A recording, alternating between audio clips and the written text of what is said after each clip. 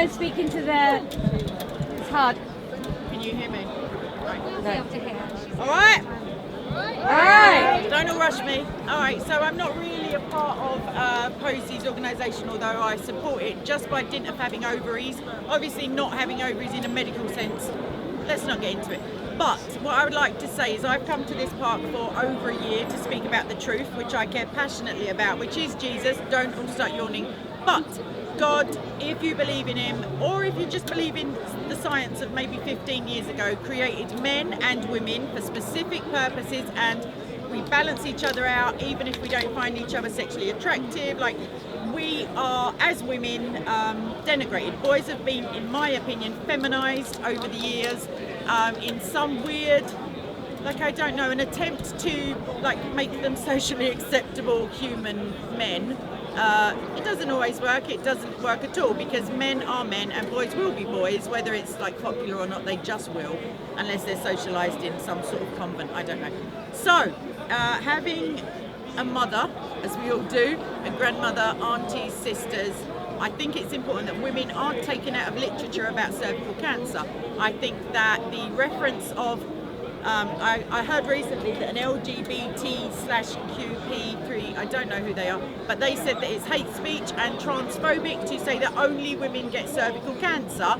If everybody here can't see the ridiculousness of that statement, I would have said bollocks to them, but that may be transphobic also. And I'm a very retiring, shy person, so I mean, the testicular fortitude of these ladies in saying this is outrageous.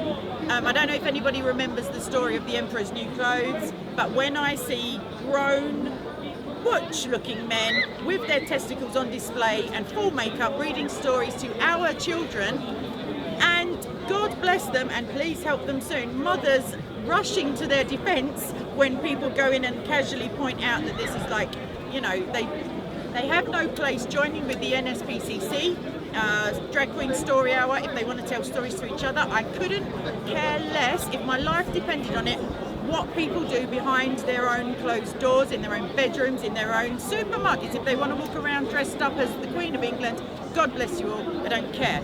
But to be teaching children about gender, which is not a construct, it's a matter of biology, scientists have all just quietly gone home because they're not really forthcoming in confrontational skills. But some of us have to be here to remind us that our daughters are our daughters.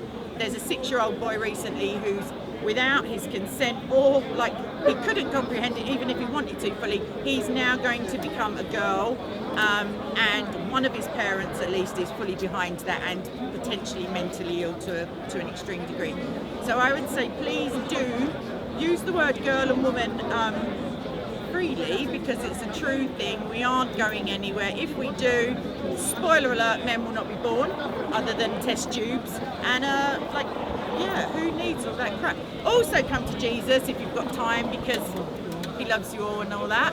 If you have any questions about the big JC, I'm your girl whilst I'm here. Don't stalk me around the place.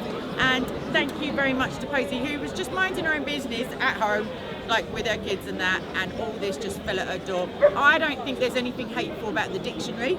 I haven't found it yet, apart from the word hateful, obviously. And yeah, like women, adult, human, females. Also, for any Muslims listening as well, in the Quran, where it tells you how to divorce a woman before her periods, the word girl is a child of human origin who is female. So I'd just like to throw that out there. Thank you. Anyone else?